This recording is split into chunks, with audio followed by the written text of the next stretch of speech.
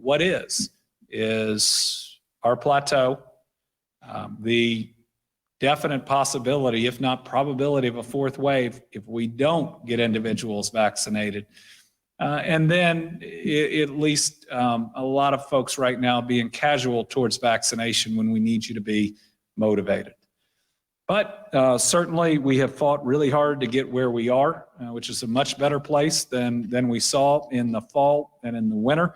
And it's let us to be able to loosen some of the restrictions that were previously in place, and they've now allowed us to streamline some of our guidance.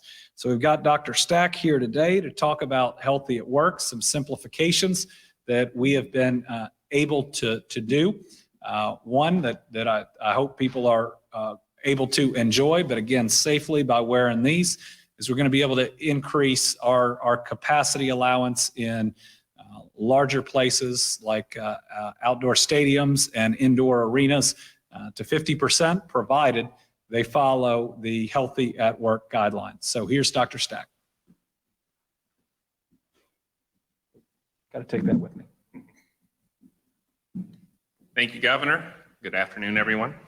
So we're updating the Healthy at Work paradigm this afternoon, and the website should go live here during the presser. If you could show my first slide, James. The first Healthy at Work guidelines and requirements helped us to reopen Kentucky early in the pandemic. So as you remember, last fall in 2020, or I'm sorry, last spring in 2020 was a time of great uncertainty, and steps had to be taken to minimize the spread of what was really and remains a very dangerous disease. We very quickly went through that phase and worked to find ways to be able to reopen Kentucky and get people back to work and back to their activities in ways that were safe to minimize the spread of disease and to reduce our collective and individual risk. When we did that, we went industry by industry or sector by sector and wrote a number of guidance documents. What we're releasing today now simplifies that guidance so it's easier for Kentuckians to follow and easier for Kentuckians to stay safe.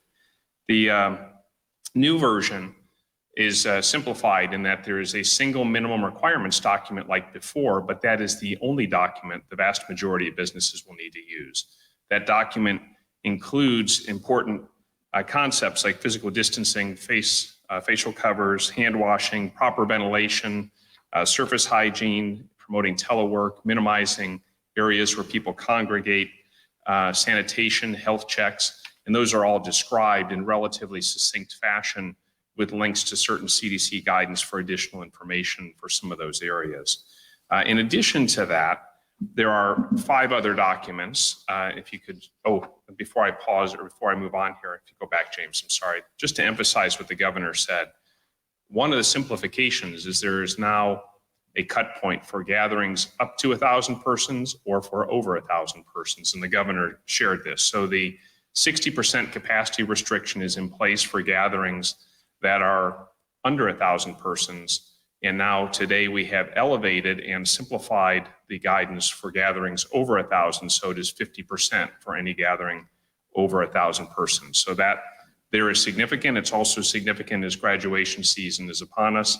And so that guidance is effective as of today. Now, James, if we go to the supplement page, there are 5 supplement documents. These are for industries where there are some unique characteristics or activities where there are unique characteristics with additional guidance. These are for healthcare facilities. Now, for healthcare facilities, please note that the healthcare executive order, which we used last year to reopen healthcare, will be rescinded today, and this healthcare facilities guidance will be what gives direction to the healthcare facilities. There's also a document for weddings, funerals, and memorial services. There's a guidance document for restaurants and bars, one for pools and bathing facilities, and also one for gyms, sports, and exercise facilities. I think when those of you look at these, you'll find that they are more concise, they are cleaner, they are simpler. Please remember, though, everyone has to follow, every place of business has to follow the minimum requirements. And then if one of the 5 supplemental guidances apply to you, you have to follow those requirements as well. I look forward to the day when we put COVID behind us and none of these guidances are needed and these requirements are unnecessary. The way we get there, though, is for everyone to make the choice to get vaccinated. And the governor has shown the slide with the impact on the long-term care facilities.